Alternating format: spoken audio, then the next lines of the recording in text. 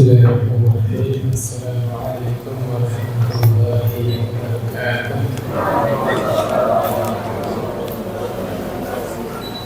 Alhamdulillah, wassalatu wassalamu ala Rasulillah wa ala alihi wa ashabihi wa man tabi'ahum bi ihsan ila yaumil qiyamah.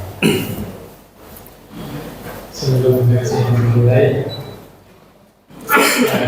saya mengucap diri pribadi dan jemaah sekalian, mari kita hadirkan perasaan betapa kita butuh kepada Allah Subhanahu wa Ta'ala, dan kita meminta tolong supaya Allah bantu kita untuk meluruskannya, supaya kita satu jam di masjid ini itu beribadah ibadah.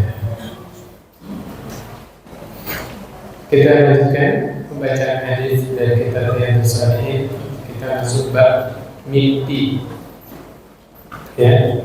An Abi Sa'id Al-Khudri radhiyallahu anhu annahu sami'a an-nabiy sallallahu alaihi wasallam yaqul, Rasulullah sallallahu alaihi wasallam bersabda, "Idza ra'a ahadukum ru'ya yuhibbuha."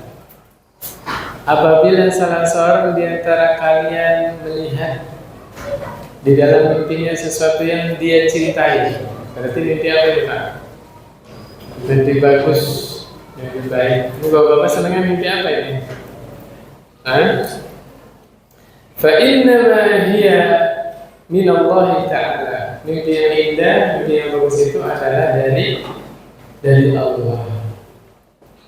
Kadang-kadang bapak kangen sama orang tuanya yang sudah meninggal.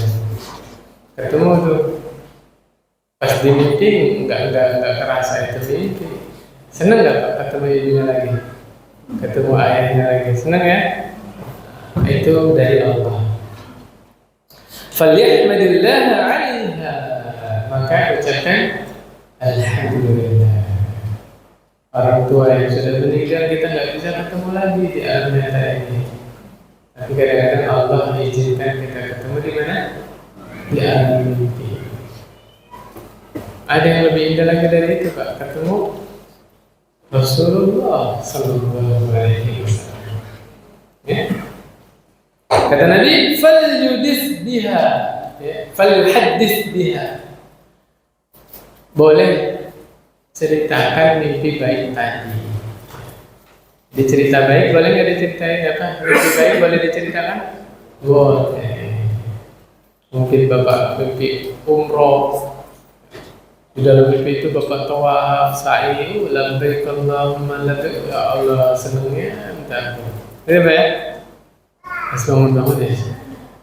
Allah mudah-mudahan jadi kenyataan. Itu boleh cerita. Riwayat yang lain, fala yuhaddits biha illa man yuhibb. Jangan ceritakan mimpi tadi kecuali ke orang yang dicintainya, orang terdekat. Karena punten Bapak Ibu ya, banyak orang yang hasad, tahu hasad tak? Saya kemarin nanganin kasus bahaya hasad luar biasa. Ternyata di antara anak-anak dari hasad itu sampai mengungkit-ungkit pemberian gara-gara hasad itu, Pak. Seseorang hasad sama apa namanya? Jadi gak usah bayangin siapa-siapanya, Pak ya.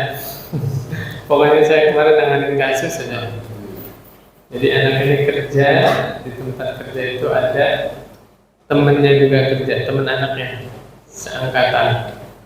Pada dulu temennya ini Allah takdirkan, ya bahasanya berprestasi lah. Orang tua kalau melihat teman anaknya yang berprestasi lebih nonjol, ada gimana kan ya? Kalau disalurkannya dalam positif bagus, nggak mau kalah gitu kan. Ayo kamu juga bisa melebihi dia. Tapi yang positif. Tapi yang kalau udah lari ke negatif ini bahaya. Baik ini Pak, orang ini baik Pak. sering ngasih, pokoknya kontribusinya besar, baik. Tapi gara-gara penyakit hasad itu dia ungkit-ungkit pemberiannya. Lihat Pak. Ya ayyuhalladzina amanu la tubtilu shadaqatikum bil manni wal adza. Wahai orang-orang yang beriman, jangan batalkan sedekah kalian dengan apa? Nyebut-nyebut pemberiannya dan menyakiti hati orang yang dikasih. Makanya saya pesan sama diri saya pribadi nih, sama teman-teman sekalian. Setiap kita melakukan suatu kebaikan, hatta kebaikan itu manfaatnya dirasakan oleh orang lain, hadirkan perasaan Pak bahwa itu murni taufik dari Allah. Kita nggak bisa melakukan satu kebaikan pun kecuali Allah yang memudahkan. Termasuk bapak-bapak hadir di sini. Ketika bapak punya kelapangan rezeki, mampu menafkahi anak istrinya, demi Allah itu rizki istri saya, itu rizki anak saya. Cuma karena Allah Maha Baik, Allah titip ke suami ini itu, sehingga kita nggak merasa berkontribusi, nggak merasa kita telah berbuat baik. Al-Kahfi ayat 103 ayat 104. Qul hal nunabbi'ukum bil akhsarina a'mala? Mau enggak kami kabarkan orang yang paling rugi? Siapa? Alladzina dhalla sa'yuhum fil hayatid dunya wa hum yahsabuna annahum yuhsinuna sun'a. Orang yang paling rugi adalah orang-orang yang sia-sia amalannya selama di dunia, namun mereka mengira mereka telah banyak berbuat baik. Hati-hati. Ya, berarti zong, amalannya sama sekali tidak diterima di sisi Allah Subhanahu. Gara-gara apa? Nah, tadi salah satunya apa? Mengungkit-ungkit kebaikan. Hati-hati. Kadang-kadang orang tua nggak sadar tuh kalau lagi jengkel sama anaknya. Ayo, capek-capek di sekolahin, mahal-mahal didaftarin. Ayo, hati-hati.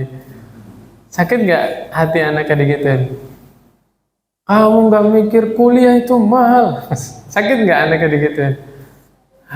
Kadang-kadang nggak sadar orang tua. La haula wala quwwata illa billah. Syaitan itu sangat banyak celah menyesatkan manusia. Betul. Untuk membatalkan seluruh amalan manusia itu. Banyak caranya, Pak. Nah, itulah tadi di awal kajian saya bilang apa? Kita ini sangat butuh kepada Allah. Jangan lupa minta tolong, terutama minta tolong diapain Pak? Diluruskan niatnya, lebih ikhlas lagi, lebih ridho lagi. Gitu. Murni, pokoknya hanya mengharap wajah Allah. Wa idza ra'a ghaira dzalika mimma yakrahu fa innama hiya minasyaiton. Kalau mimpinya sebaliknya, berarti mimpi apa nih? Bapak dulu waktu SMP pernah mimpi digejar setan Pak, sampai keringetan. Pernah? Maka nggak boleh diceritain ke orang. Apa kata Nabi? Fal yasta'id min syarriha, berlindung dari mimpi buruk tersebut, berlindung dari keburukan tadi. Bangun. Auzubillah. Aku berlindung ya Allah, aku berlindung kepada Engkau dari keburukan tadi. Gitu. Wala yadhkurha li ahadin, jangan cerita sama sekali sama orang lain. Jangan. Walaupun sama istrinya, ya. Walaupun sama suaminya kalau ibu-ibu ya. Jangan. Fa innaha la tadurruhu, karena sesungguhnya mimpi tadi sama sekali tidak memudaratkan. Nah, ini nanti yang bermain di sini adalah keimanan. Di mana seorang mukmin itu tidak tatayur Pak, Bu. Ya. Jangan terlalu takut. Nah, sebagian orang nggak belajar akidah, ketakutan gara-gara mimpi macam-macam. Orang mukmin, ya, Allahumma la mani'a lima a'taita wa la mu'tiya lima mana'ta. Ya Allah, tidak ada seorang pun yang bisa menghalangi ketika Engkau memberi, Dan tidak ada seorang pun yang mampu memberi ketika engkau menghalangi. Semuanya bergantung kepada Allah, ya, bergantung pada Allah. Ada cerita, Pak. Ini orangnya dekat-dekat sini, ininya apa namanya, tinggalnya. Saya nggak sebut daerahnya ya. Yang jelas bukan di Rakata, oke? Deal ya, bukan di Rakata, tapi dekat-dekat sini wilayahnya. Betapa Allah sudah mentakdirkan. Ini orang sangat gembira, sangat bahagia akan berangkat umroh. Ya, bukan hanya nabung, sudah sampai bandara, Pak. Mau berangkat ini, mau landing. Dia saking seneng itu, tiang-tiang bandara itu dipeluk sama dia. Saking nggak pernah kemana-mana, masih di bandara, Pak. Seneng pokoknya ya. Karena kesenangannya yang begitu tinggi tadi, kena serangan jantung, Pak, meninggal di bandara, nggak berangkat. Tuh, tadi bacanya apa doa? Allahumma la mani'a lima a'taita wa la mu'tiya lima mana'ta. Itu sedahsyat itu doa, Pak, yang selama ini kita baca maknanya dalamnya. Tahun lalu Bapak pernah dengar jamaah haji sudah nyampe Jeddah dipulangkan lagi ke Indonesia. Bapak kaget, Bapak heran dengar berita itu? Buka Sirah Nabawi, Pak, 6 Hijriyah, Nabi dan para sahabat sudah sampai Hudaybiyah, mau berhaji, dihalangi oleh kaum musyrikin. Jadi itu bukan hal yang baru. Nabi dan para sahabat itu pernah ingin berhaji, dekat lagi nih kota Mekah.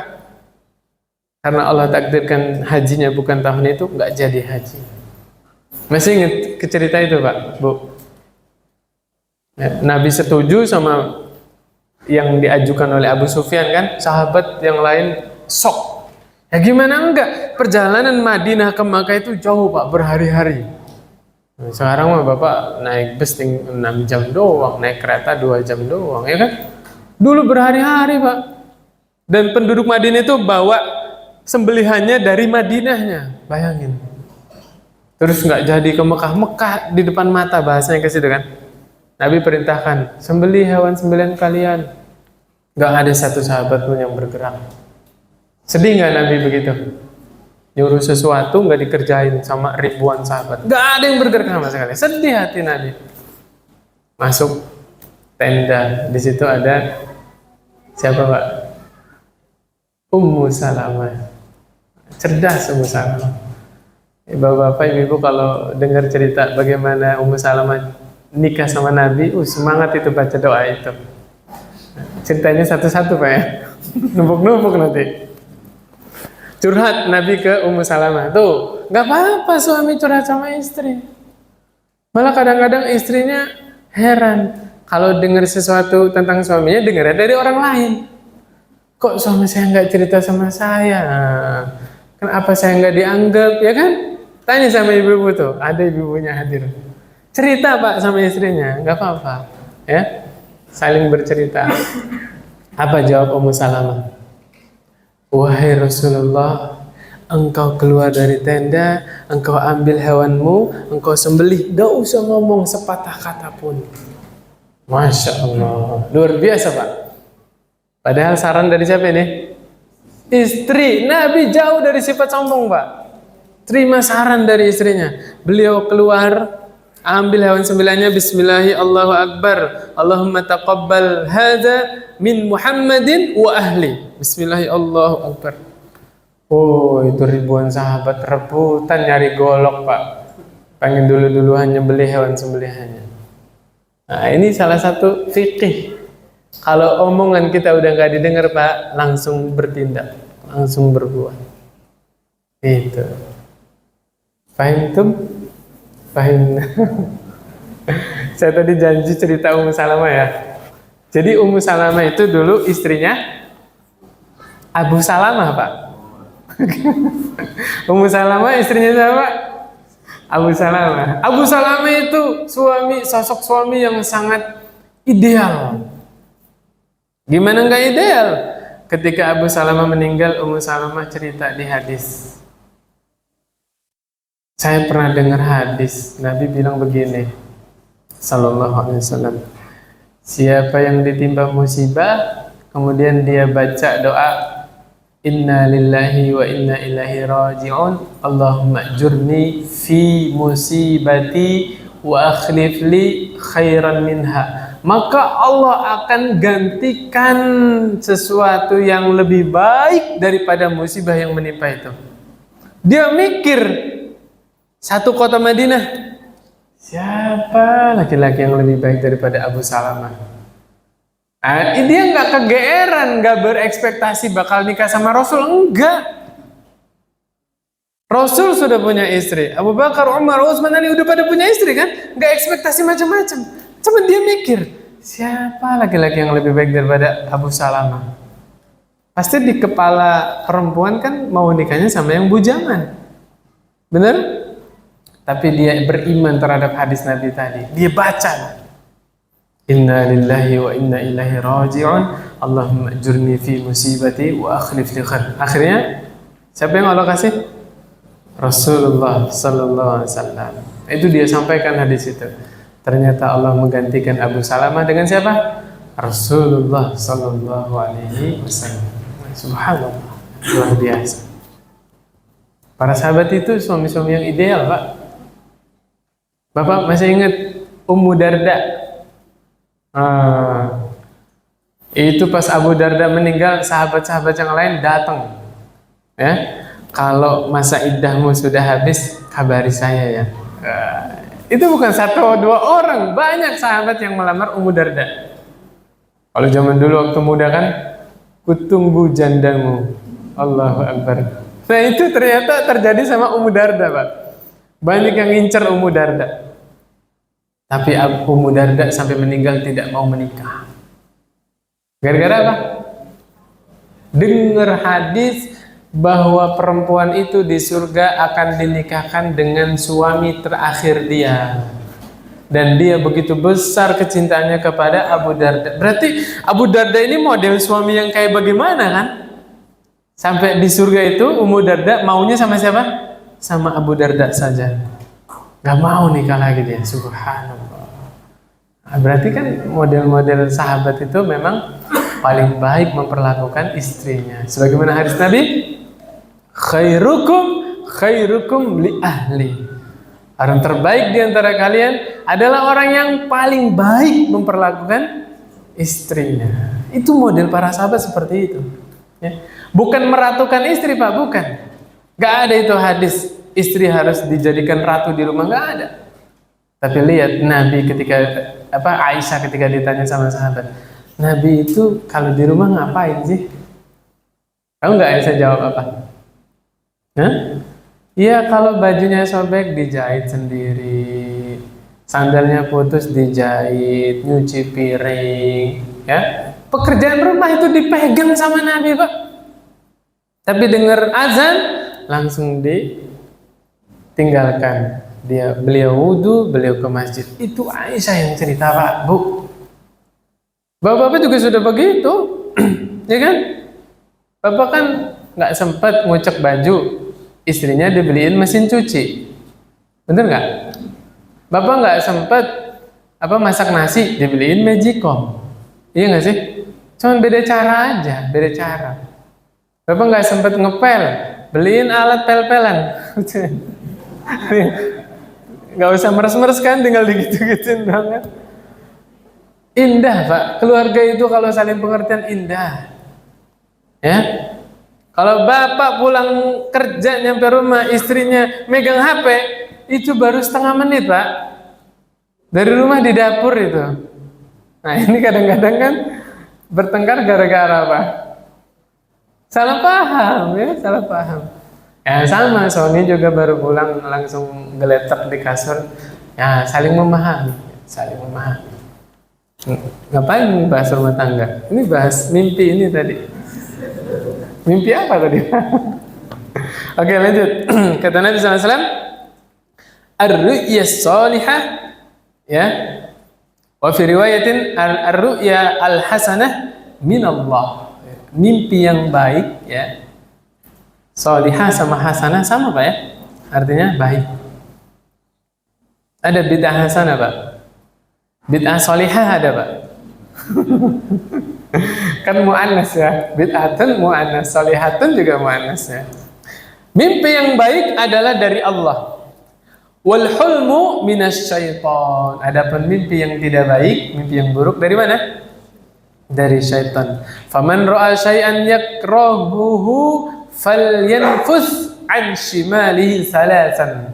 Siapa yang melihat keburukan di dalam mimpinya, berarti mimpi apa? Mimpi buruk.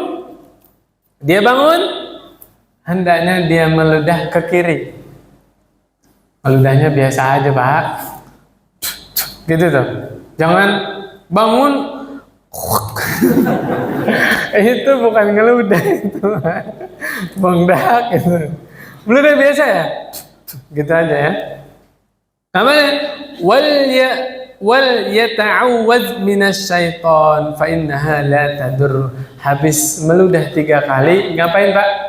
A'udzubillahi minasyaiton. Mimpi tadi tidak memudaratkan sama sekali. Anggap aja bunga tidur, tapi bunganya bunga rafflesia. Bunga apa, Pak? Iya, bunga tidur, tapi bunga bangke, nah, gitu aja ya. Kalau bunga kan cenderungnya harum ya. Tapi ini kan nggak mengenakan ya. Itu. Jadi, ini tambahan dari saya ya. Nggak ada di kitab sini, tapi tambahan dari saya. Salah satu ciri khas sufi ya, sebagian oknum orang sufi itu ibadahnya berlandaskan mimpi. Banyak orang tersesat gara-gara mimpi, Pak. Ya kan? Ketemu sama syekh siapa, dikasih amalan begini-begini, dia bangun diamalin. Saya nukilkan perkataannya Al-Imam An-Nawawi rahimahullah. Ini yang nulis kitab ini, Pak. Kata beliau rahimahullah, seandainya seseorang mimpi bertemu dengan Rasulullah sallallahu alaihi wasallam, kemudian Nabi meriwayatkan hadis kepada orang ini nih di dalam mimpi. Kalau hadis tadi bertentangan dengan syariat, haram dia mengamalkan mimpi tadi. Tuh. Walaupun dia menyebutkan deskripsi sifat Nabi cocok dengan hadis-hadis ya, tapi kalau yang diajarkan di dalam mimpi tadi bertentangan dengan syariat, maka haram dia mengamalkan mimpi tadi. Jadi orang mukmin itu landasan ibadahnya Al-Quran dan hadis, bukan mimpi. Jelas sampai sini, Pak? Saya mau cerita, tapi cerita horor. Mimpi, Pak. Berapa kali saya bermimpi kejadian dulu sebelum mondok. Tapi nggak pantas diceritakan di sini lah. Nanti juga dikira sombong lagi. Nah, kita kembali ke sini aja. Penasaran kan? Emang begitu ya, Pak? Penasaran yang bernilai ibadah, penasaran yang berpahala itu ya. Bapak penasaran dengan isi Al-Quran. Berapa puluh tahun jadi orang Islam, tapi nggak tertarik itu baca Al-Quran itu isinya apa sih? Sekedar terjemahannya aja dibaca. Itu penasaran yang beribadah. Gara-gara Al-Quran, Pak, Nabi itu pengen dibunuh. Gara-gara Al-Quran, para sahabat itu dibunuh, sahabat diusir dari Madinah. Gara-gara Al-Quran. Nggak penasaran tak kita? Nah, itu penasaran yang bernilai ibadah. Cobalah saya mau challenge ke diri saya pribadi. 1 malam 1 halaman baca Quran terjemahan. Berani nggak, Pak? Kalau nunggu senggang, mau kapan baca Qurannya? Sirah Nabawi, Pak. Demi Allah, orang yang ngaku cinta kepada Nabi, tapi nggak punya Sirah Nabawi di rumahnya. Ngaku cinta sama Nabi, tapi nggak punya Sirah Nabawi di rumahnya. Subhanallah. Punya nggak, Bapak? Langsung beli, Pak, habis kajian. Iya dong, katanya cinta sama Nabi. Ayo. Yang nggak mampu beli, ada PDF-nya. Ayo, ya kan? Sirah Nabawi di kajian di YouTube ada nggak? Tuh ada dari Ustadz Firanda, ada Ustadz Khalid, ada Ustadz Abdullah Zain, ya kan? Sambil menjelang tidur nyetel YouTube, cek. Nggak apa-apa, sekelebat 5 menit doang yang nggak masuk otak ya. Barangkali Bapak tidur dengar kajian, mimpi bener, ketemu mimpi di dalam mimpinya nyambung surah nabawinya, Masya Allah. Nah, coba Bapak bikin challenge buat diri sendiri. 1 hari 1 halaman Quran terjemahan. Plus apa tadi? Sirah Nabawi. Saya yakin ini ada di rumahnya punya sirah Nabawi, tapi masih di plastik, belum dibuka sampulnya. Kan ketawa kan? Ada itu saking sayangnya sama buku itu. Itu sayangnya kalau dibuka. La ilaha illallah. Buku dibeli itu untuk dibaca, Pak. Ya, bukan untuk dikoleksi. Makanya saya tidak setuju sama orang-orang yang mengkoleksi uang. Di dompet itu ada dolar Amerika, ada real Saudi, ada dinar Kuwait. Bener nggak? Ya, apalagi ringgit Malaysia. Buat apa disimpan? Nggak dibawa mati, Pak. Malah jatuhnya mubazir. Innal mubazirina kanu ikhwanas syayatin. Ayo. Ditukar, Pak. Ditukar sama rupiah dipakai di jalan Allah. Kasih ke istri, ya kan? Oke, kembali ke sini lagi.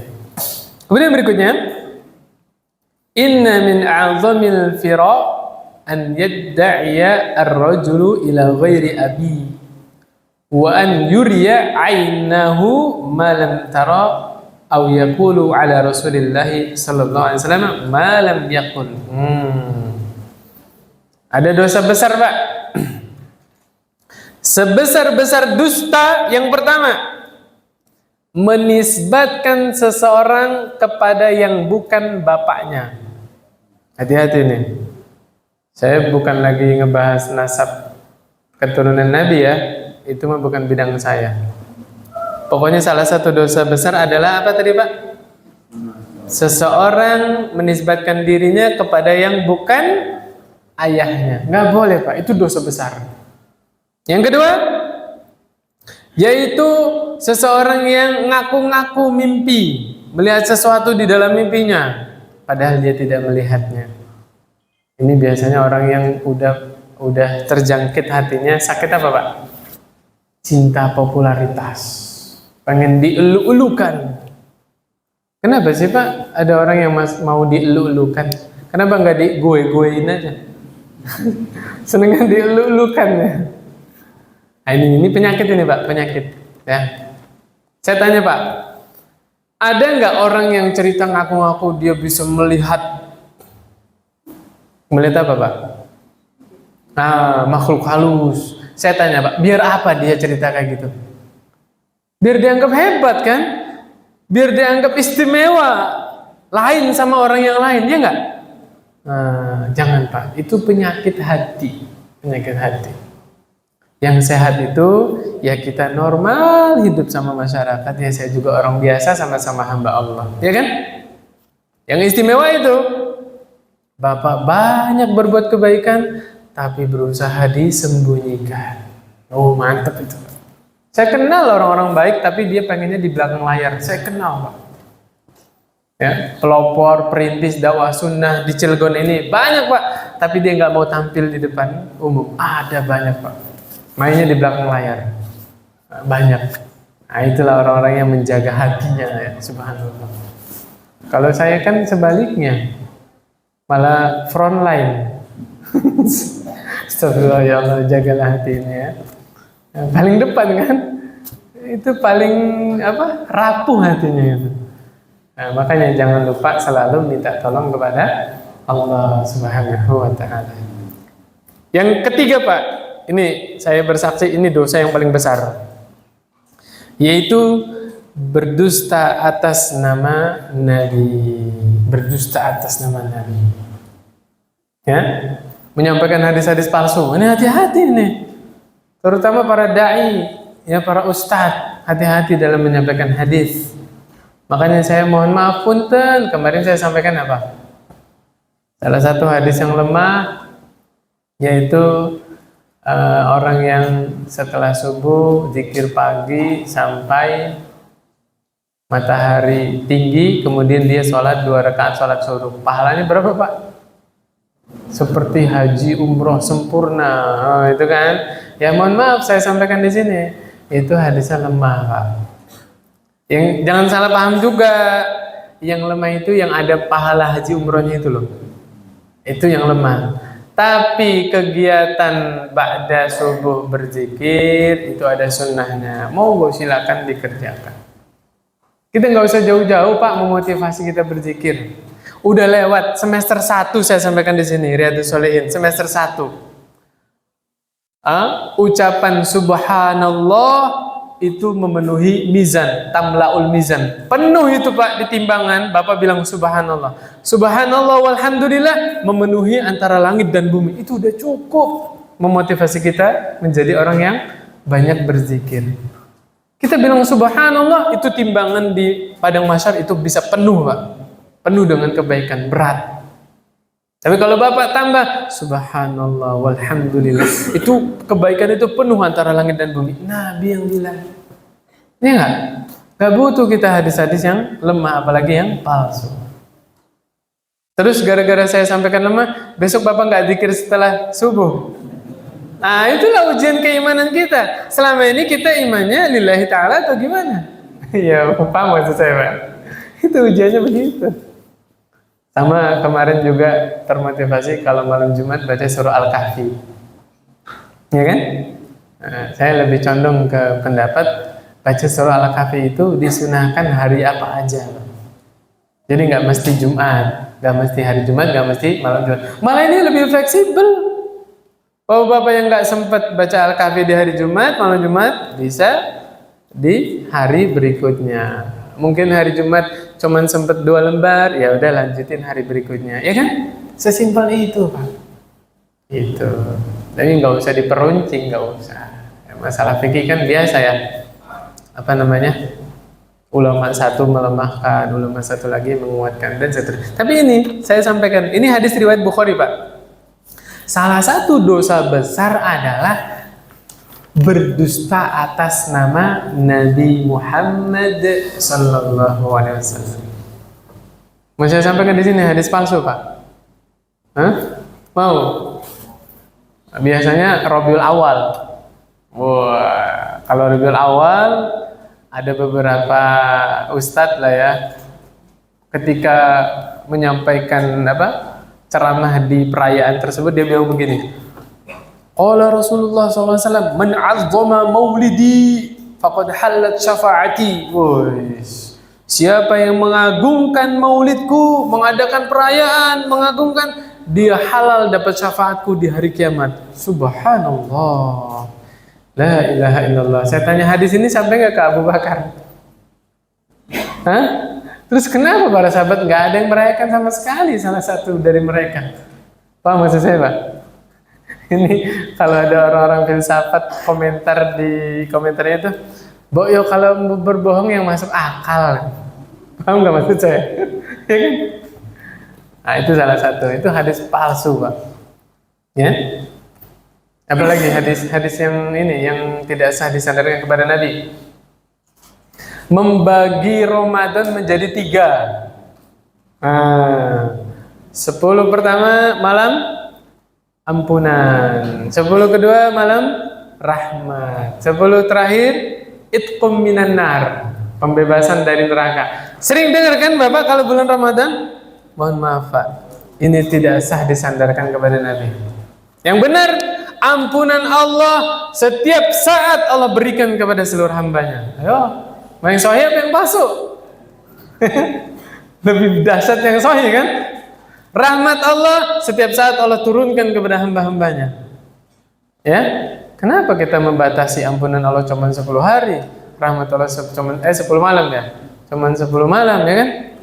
Sedangkan Allah membebaskan hamba-hambanya dari neraka penuh sebulan Ramadan, setiap malam Allah bebaskan hamba-hambanya dari neraka. Pilih yang palsu apa yang asli? Ya kan? Malah lebih dahsyat yang asli kan? Subhanallah. Ala kulli hal. Jadi ini PR buat para ustadz. Ada itu di YouTube, saya nggak sebut namanya ya, karena direkam. Kata ustadz tadi, cuma jadi ustadz sekarang ini susah. Jamaahnya pada pinter, dikit-dikit ke Ustadz tanya dalil, dikit-dikit tanya dalil. Loh, kalau nggak mau ditanya dalil ya pensiun, nggak usah jadi Ustadz. Iya nggak Pak? Itulah PR-nya, mencerdaskan umat. Harusnya termotivasi dia belajar lagi. Oh iya ya kok jamaah saya nanya dalil terus saya nggak tahu. Berarti kan belajar lagi. Jangan dia Ustadz tapi marah ketika ditanya dalil. Masya Allah. Ya, luar biasa. Lanjut, apa mau ngalor ngidul nih? Kalau ngalor ngidul saya ceritain pengalaman saya kemarin. Saya kemarin sore Pak ngisi kajian khusus muslimah. Tahu nggak Bapak saya ngebahas apa? Poligami Pak. Luar biasa. Bukan keinginan saya. Memang kitabnya itu runut dari bab toharo, sholat, terus zakat, haji umroh. Nah itu babnya bab poligami. Waduh gimana ini. Tapi nggak panjang-panjang ya. Pendek aja, nanti saya di demo sama ibu-ibu lagi. Pelan-pelan. Nah yang menarik itu Pak, yang menarik. Ini ibu-ibunya hadir nggak ya kemarin? Nggak tahu saya. Oh ada sebagian ya. Yang menarik itu Pak saya sampaikan, istri Nabi itu ada 9. Saya tambahin, ibu jangan kaget, istrinya Nabi Sulaiman itu ada 100. Gitu kan? Selesai kajian ada ibu-ibu nanya, Ustadz, kan istri-istri Nabi itu kalau Nabi sudah meninggal nggak boleh dinikah ya? Nah dia nanya, istrinya Nabi Sulaiman kan ada 100 tuh. Pas Nabi Sulaiman meninggal berarti istrinya nggak boleh dinikah semua. Wih, pertanyaannya berat ini. Makanya terlalu berat saya jawabnya ngawur Pak. Tahu nggak Bapak jawab apa saya? Punten Bu, waktu dulu Nabi Sulaiman nikah saya nggak hadir pernikahan. Saya jawab gitu aja. Ya emang saya nggak tahu jawabannya gitu kan. Makanya saya nggak berani bicara asal gitu tuh. Ya udah, sesuatu yang didiamkan syariat jangan kita terlalu rinci bertanya. Kayak contoh, dulu waktu kita kecil nanya, apa namanya? Buah yang dimakan sama Nabi Adam itu buah apa sih? Ayo, disebut nggak di hadis? Di Al-Quran disebut nggak?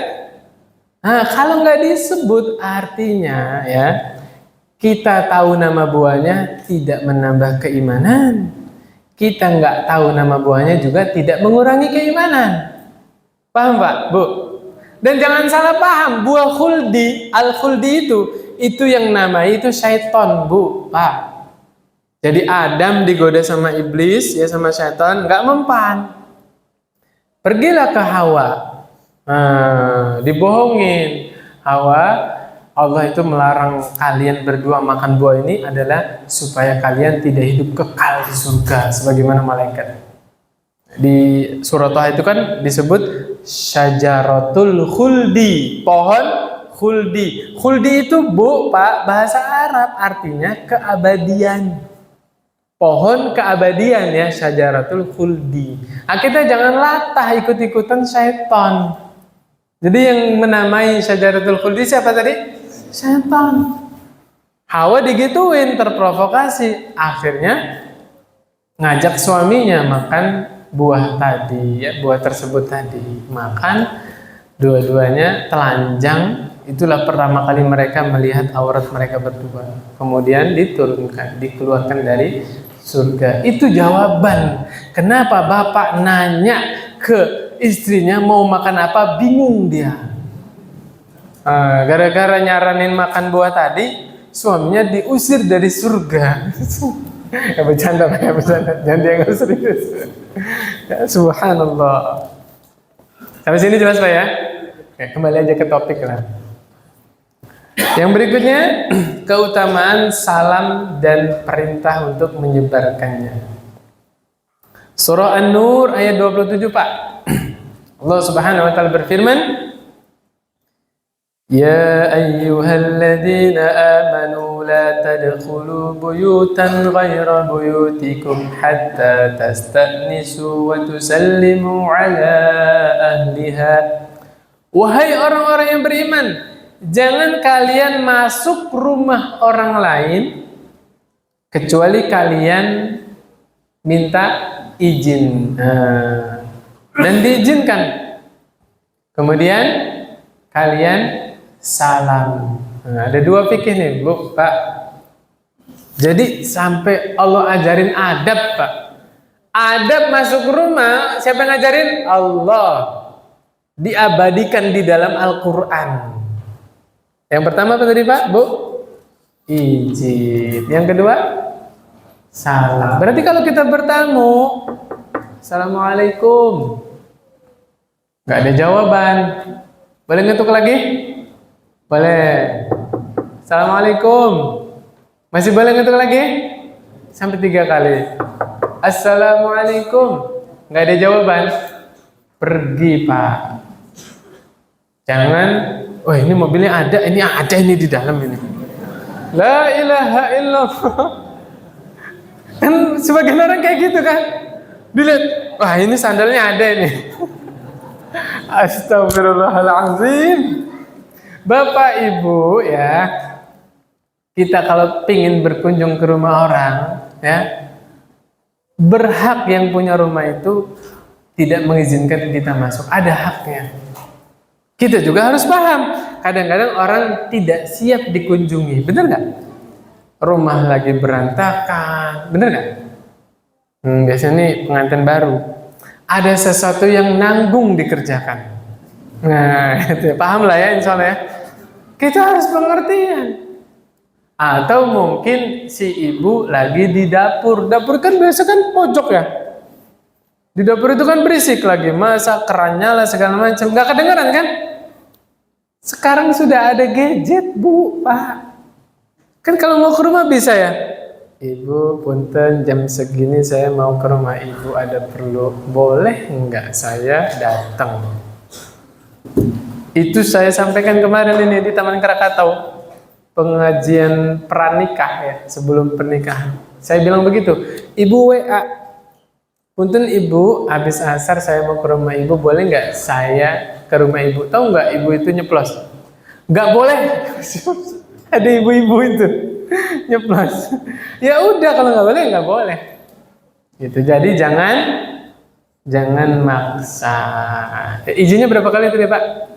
3 kali. Salamnya juga berapa kali?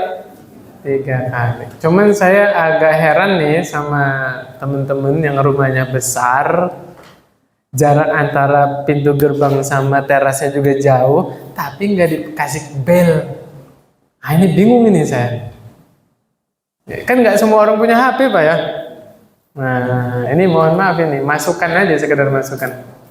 Bapak-bapak, ibu-ibu yang rumahnya besar, kira-kira kalau tukang paket salam dari luar gerbang, Bapak kedenger nggak, Pak? Nah, ini pakai bel, Pak ya. Pakai bel. Kemudian yang berikutnya, berarti kalau kembali ke ayat sini, mengucapkan salam itu wajib nggak? Wajib. Ya, adab bertamu, adab berkunjung ke rumah orang lain. Yang kedua, An-Nur ayat 61. Kata Allah Subhanahu wa taala, "Fa idza dakhaltum buyutan fasallimu ala anfusikum tahiyatan min 'indillahi mubarakatan thayyibah." Apabila kalian masuk ke rumah, ya, sebuah rumah, buyutan ini kan, bukan sebuah, salah saya terjemahnya. Buyutan itu apa? Rumah-rumah. Apabila kalian masuk ke rumah-rumah, maka hendaknya ucapkan salam. Tuh, ini fi'il amr, Pak. Sallimu, fasallimu, ucapkanlah salam, berilah salam. Di situ kalau diterjemahkan letterlock terjemahan ala anfusikum, salamnya untuk siapa? Untuk diri kalian. Berarti walaupun rumah itu kosong, Bapak masuk rumah sendiri, nggak ada orang nih di dalam rumah, tetap ngucapin salam, assalamualaikum. Atau boleh salam yang lain, assalamu alayna wa ala ibadillahis shalihin. Boleh. Ya. Kalau juga Bapak ngucapin salam padahal rumah Bapak itu kosong, assalamualaikum, kemudian ada yang jawab waalaikumsalam, Bapak takut? Itu istrimu di belakangmu itu yang jawab. Gak usah takut ya. Waalaikumsalam. Katanya istrinya udah pulang duluan, udah punya kunci serem kan. Takut lagi ya. Jadi disyariatkan ngucapin salam Pak. Mau rumah itu rumah sendiri atau rumah orang lain. Kenapa? Tahiyatan. Tahiyatan itu artinya apa Pak?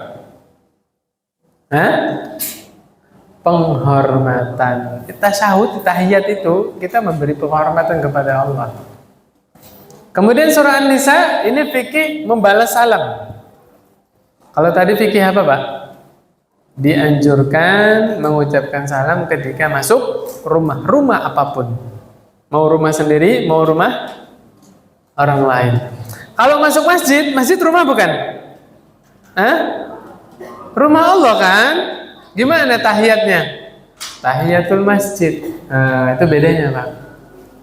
Jadi tahiyat rumahnya itu pakai salam ya, assalamualaikum, itu udah paling pendek. Kalau tahiyatnya di masjid, tahiyatul masjid. Karena masjid itu rumah Allah. Itu.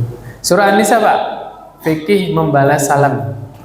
Wa idza huyitum bi tahiyyatin fahayyu bi ahsana minha aw rudduha. Apabila kalian huyitum dihormatinya. Apabila kalian diberi salam oleh orang lain, dihormati dengan ucapan salam tadi, maka balas dengan yang lebih baik. Sederhananya gimana Pak? Kalau orang bilang ke kita assalamualaikum, kita jawabnya waalaikumsalam warahmatullah. Ya, ini disuruh balas dengan apa? Yang lebih baik. Atau yang sempurna gimana? Waalaikumsalam warahmatullahi wabarakatuh. Udah sampai situ aja Pak. Au rudduha. Kalau kita nggak bisa balas dengan yang lebih baik, minimal apa? Balas yang serupa. Berarti assalamualaikum jawabnya waalaikumsalam. Boleh nggak waalaikumsalam? Atau harus waalaikumsalam? Boleh nggak Pak? Ya, ada jawabnya di surah Al-An'am ayat 54. Di situ Allah perintahkan, wa idza ja'akal ladzina yu'minuna bi ayatina faqul salamun alaikum. Nah, di sini jelas ayatnya bahwa bentuk salam itu ada assalamu alaikum, ada salamun alaikum. Jadi boleh ma'rifah, boleh nakirah. Berarti berlaku juga jawabannya boleh waalaikumsalam atau waalaikumsalam. Jadi kalau waalaikumsalam berarti dia nakirah. Kalau ditulis itu pakai harokat waalaikumsalamun. Jelas itu apa ya? Gitu. Jadi boleh. Ada dua cara baik mengucapkan atau menjawabnya. Kalau mengucapkan bisa assalamualaikum atau salamun alaikum gitu. Kalau menjawabnya boleh waalaikumsalam, boleh juga waalaikumsalam. Ngerti insya Allah Pak ya? Jadi antara nakiro sama ma'rifah tadi. Itu.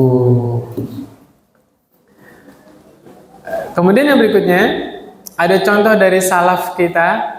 Siapa? Nabi Ibrahim alaihissalam.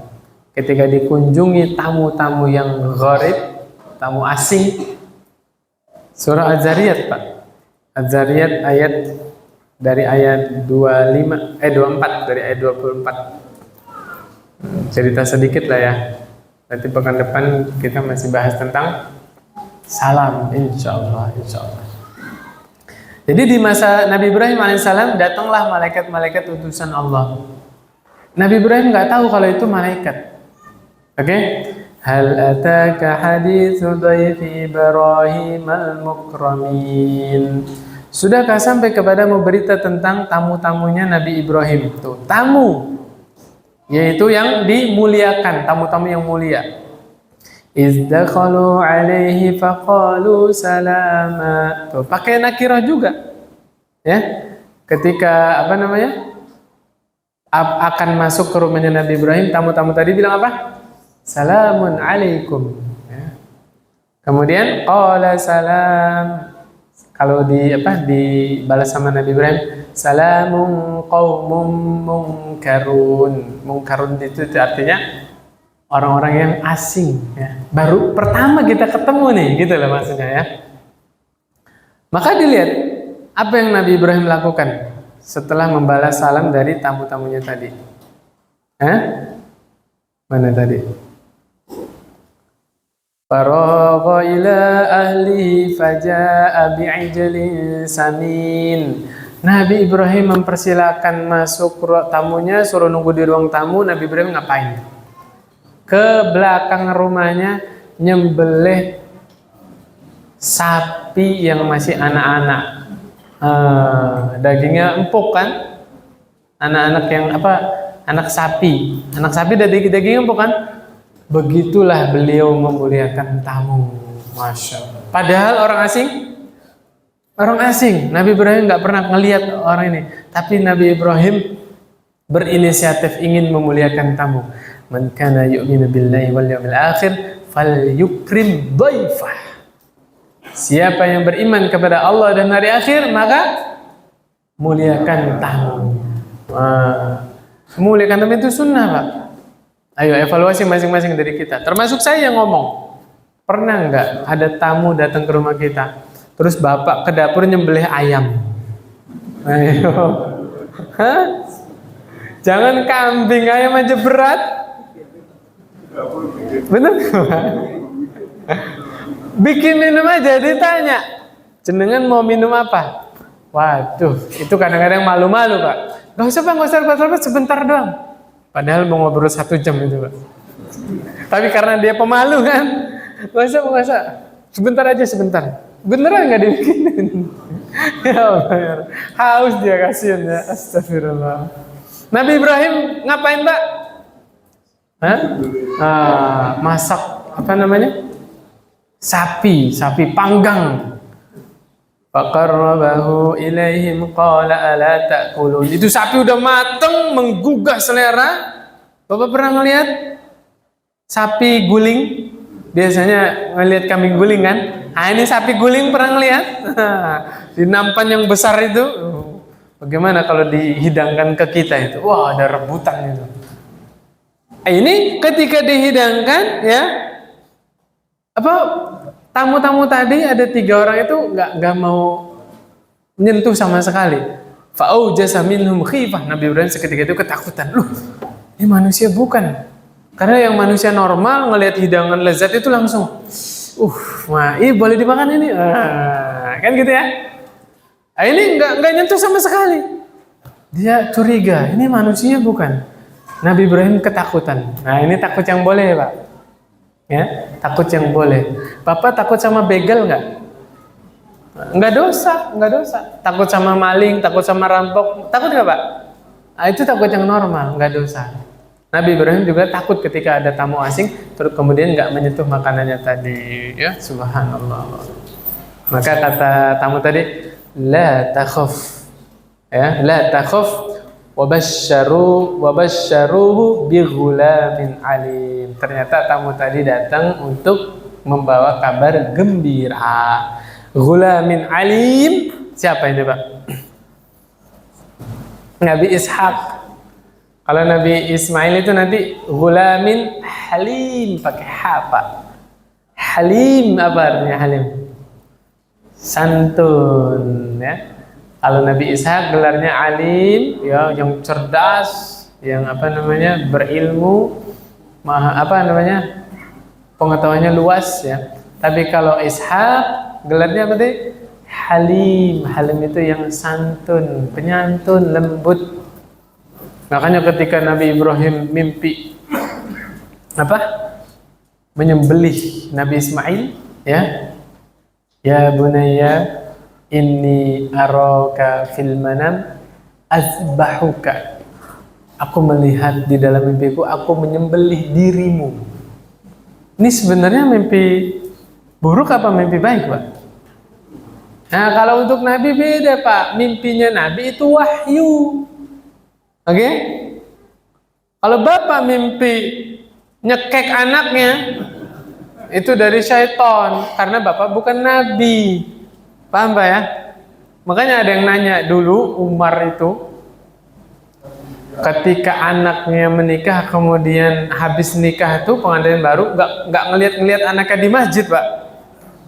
Habis nikah anaknya nggak kelihatan di masjid. Umar nyuruh anaknya supaya menceraikan menantunya itu, suruh menceraikan istrinya. Jamina wa atana, Pak. Nah sekarang ada pertanyaan, kalau seorang bapak nyuruh anak laki-lakinya menceraikan istrinya, taatin atau enggak, Pak? Ayo bingung. Jangan bingung, Pak. Tadi udah dikasih kisi-kisi. Boleh, Pak. Boleh anak itu menceraikan istrinya kalau bapakmu itu seperti Umar. Nah, gitu. Sekarang pertanyaan, bapakmu itu seperti Umar enggak? Kalau enggak ya jangan.